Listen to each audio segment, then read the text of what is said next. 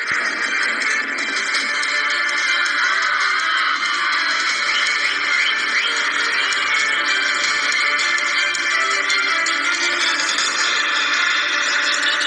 dear young leaders and parents,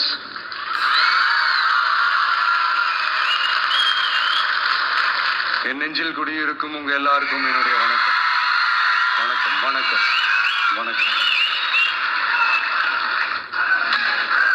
S, young leaders and parents எல்லாரும் எப்படி இருக்கீங்க?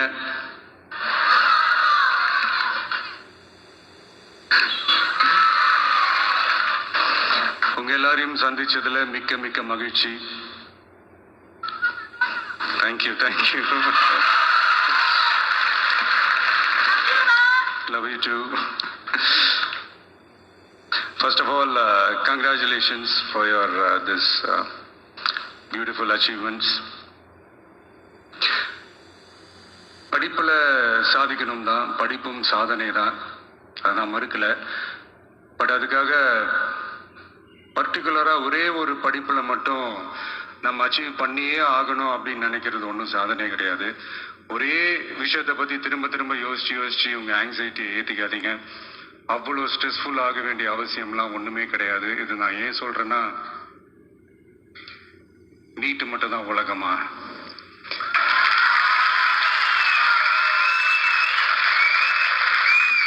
நீட்டை தாண்டி இந்த உலகம் ரொம்ப ரொம்ப பெருசு. அதுல நீங்க சாதிக்க வேண்டியது பல விஷயங்கள் இருக்கு. அதனால இப்பவே உங்க மைண்டை ரொம்ப ஸ்ட்ராங்கா வச்சுக்கோங்க, டெமோக்ராட்டிக்கா வச்சுக்க கத்துக்காங்க.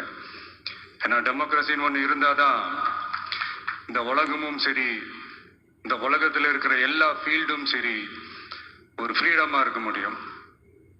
அது மட்டும் இல்ல, ஒரு முறையான ஒரு டெமோக்ரஸி இருந்தாலே போதும், எல்லாருக்கும் எல்லாமும் ஈக்குவலா கிடைக்கும். அதனுடைய ஃபர்ஸ்ட் ஸ்டெப்பா உங்க வீட்டுல இருக்கிற எல்லார்கிட்டையும் சொல்லுங்க, அவங்களுடைய ஜனநாயக கடமையை ஒழுங்கா செய்ய சொல்லுங்க.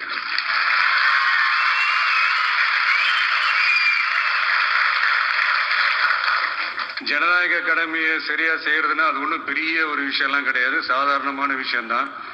நல்லவங்க, நம்பிக்கையானவங்க, இது வரைக்கும் ஊழலே செய்யாதவங்க யாருன்னு பார்த்து தேர்ந்தெடுக்க சொல்லுங்க. அவ்வளவுதான், as simple as that. அதுதான் அந்த கடமை.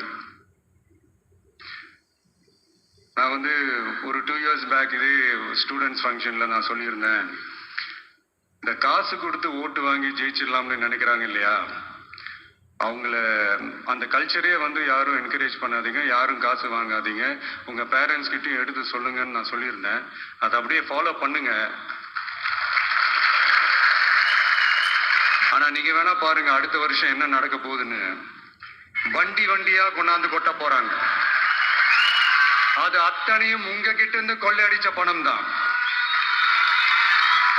என்ன பண்ண போறீங்க? என்ன பண்ணணும்னு உங்களுக்கு கரெக்டா தெரியும். அது நான் சொல்லிதான் புரிய வைக்கணும்னு ஒன்றும் அவசியம் இல்லை. அண்ட் மை டியர் பேரண்ட்ஸ், உங்ககிட்ட ஒரு சின்ன ரிக்வெஸ்ட்.